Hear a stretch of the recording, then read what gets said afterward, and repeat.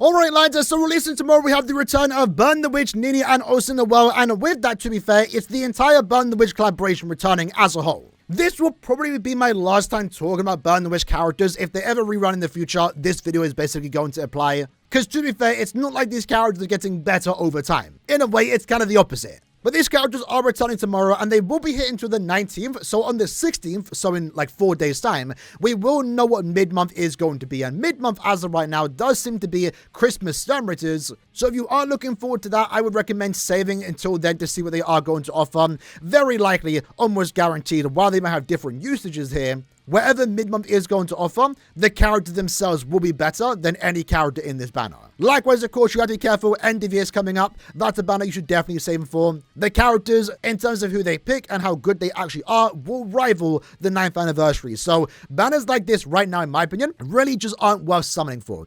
Now, it really depends on the type of player that you actually are, to be fair. Because again, this is a Burn the Witch collaboration banner. It only features Burn the Witch characters, assuming you get a featured character within that 4.5% chance. Many people that started after the anniversary, then again, to be fair, this banner was already here like 3 months ago. But if you started the game recently, you might be missing every character here. And with that in mind, you might be asking, is it worth summoning for? And I would say it really depends. I'd say no for the most part. Like, sure, if you're missing every character here and you just want the pull for collection, then go ahead and go for it, right? That's really the only reason at this point you should be pulling on Burn the Witch characters, because we haven't gotten any new ones. Hopefully in next year, 2025, we do get a new set of characters. But in the year 2024, we didn't get a single new Burn the Witch character. So what you are pulling on here is characters that came out last year and characters that came out like 4 years ago. At this point in time, basically every character here has been replaced with a better character. So if you are going to pull for characters that would make your account objectively better, then these characters really aren't here. They are cool characters though. They are fun characters. I'm a big fan of the Burn the Witch IP, and I own most of these characters here, max transcended, and I would love to get my hands on Nini and Noel, duplicates of them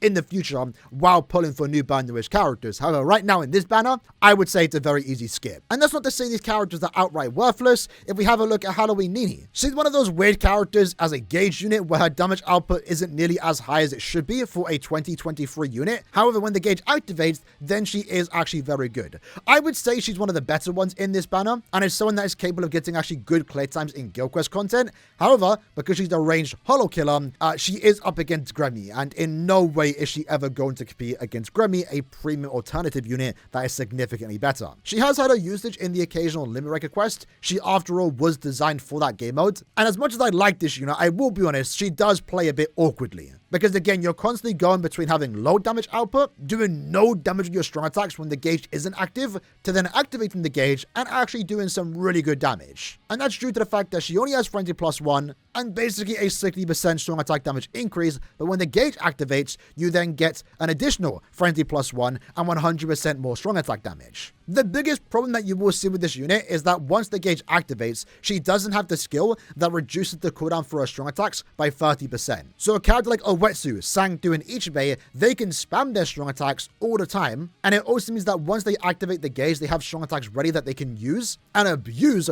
with that newfound damage increase. It also means that they can fill up their gauge faster, which is something that Nini does unfortunately lack. She's definitely a unit that isn't unusable by any means. If you're a Nini fan, go for it, right? But at this point in time, there's nothing that another unit doesn't do and better. Again, for Guild Quest content, you have Gremmy. For mind range characters, you have plenty. A cool unit overall, but unfortunately just a bit wonky to play due to the gauge effects. For Noel, her biggest thing here is just lack of damage output. Even for the time that she released at the end of year for 2023, she still felt like a year-old unit, and that's thanks to the fact that she only has Frenzy +1, a 40% Berserker, and an 80% Spiritual Pressure boost. Now, to be fair, she does have a good SA2, a distant AoE into a tracking vortex, and with that in mind, she does do 40% more damage to weakened enemies and 40% more damage to drained enemies. So she's able to increase her damage output more so when she does inflict stat elements, and also easily stay at full stamina. But thanks to the fact that she only has Frenzy +1, it really does hurt her damage output. She felt old when she came out a year ago, and now a whole year later, when Frenzy +2 and in some cases Frenzy +3 are the norm, using a character with Frenzy +1 just doesn't feel right anymore. I have the same opinion on this character like I had when she first released. I really feel like she should have been given Frenzy +2, and if she was given that, she would have honestly been still perfectly usable. She at the very least did have her moment in the Sorry Per Guild quest, the range Sorry Per one in particular, but now we have access to someone like Giselle, who's a much better unit. And in general, these Parasol characters are older than the Halloween units, but they're actually a lot better. In Bruno's case, he comes with 2 killers, that being Hollow and also Espada. He is also a gauge character similar to Nini, but has the benefit of having a higher damage output when the gauge isn't active, and that's thanks to the fact he has Frenzy +2 with a 40% Berserker. When the gauge activates, he gets a 50% spiritual pressure boost, he's immune to every stat element, and he also, most importantly,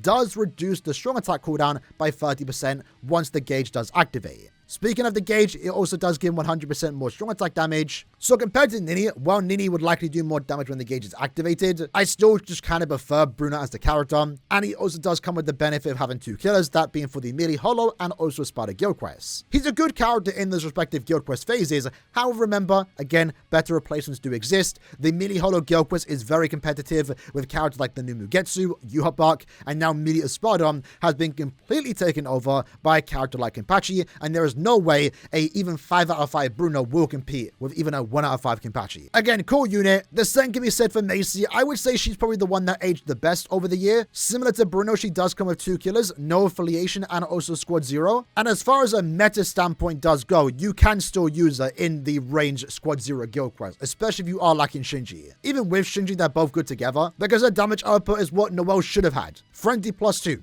40% Berserker, weakening and paralysis on every attack. Very powerful combination, and with that, you're then doing 40% more damage to weakened enemies, 40% more damage to paralyzed enemies, and remember, weakening does give you 50% more damage in general. With that in mind, she then has an 80% spiritual pressure boost, and in between stages, she reduces the strong attack cooldown for all speed characters by 20%. So you can occasionally get a usage out of her in Limit Breaker content. When using this character, the thing you are going to notice when compared to some of the newer characters is that, one, she does have an increased chance to inflict stat ailments. While it's true she does have a really good SA2, that being a tracking vortex, it's still noticeable, and her SA1 definitely isn't the best, but in my opinion, she's my favorite, and I think she is the best Burn Witch character you can get, and definitely the prize of the banner if you do decide to summon on it. Bargo at this point in time is just a farming character. By using him, you're getting 5 additional Link Swap potions, Super Link Swap potions, and 30% more droplets for the Heart attribute. He comes with a 40% Berserker, Frenzy +1, and an 80% spiritual pressure boost with an increased chance against all heart enemies, which does make him good in Link Sword trials for both single player and also co-op. He has been since replaced with a character like Menina, but if you are in need of just more Link Sword farmers, I guess he's a good character to have, not unique by any means. And with the recent Isane, we know we're potentially going to be getting more farmers in the future finally, and those new farmers are going to come with more drop increases, making him a bit redundant. To a certain extent, you can use him in the Quincy and Human guild quest, but he definitely isn't a fun character to use in that game mode by any means. After that, we have Nini. She's a super Link Sword farmer. By using her, you're getting 5 additional super Link Sword potions and Link Sword potions for the Mind attribute. She does have an increased chance to inflict stat ailments, in this case weakening, but unfortunately for her, it's only against no affiliation and sorry per enemies, which makes her a tad bit restrictive. Same can be said for Noel. Use her to get more power Link Sword potions and super Link Sword potions. The problem with her is that she is reliant on inflicting stat ailments only when she has killer, and in this speed attribute, we have access to characters like Tensa Zangetsu, Isane, and also Senjumaru, making this character again kind of redundant. But to be fair, at this point in time, the Christmas Burn the Witch characters are like 3 years old. Bruno's damage output is just super low, only Frenzy +1. We're talking about a character that came out like 4 years ago.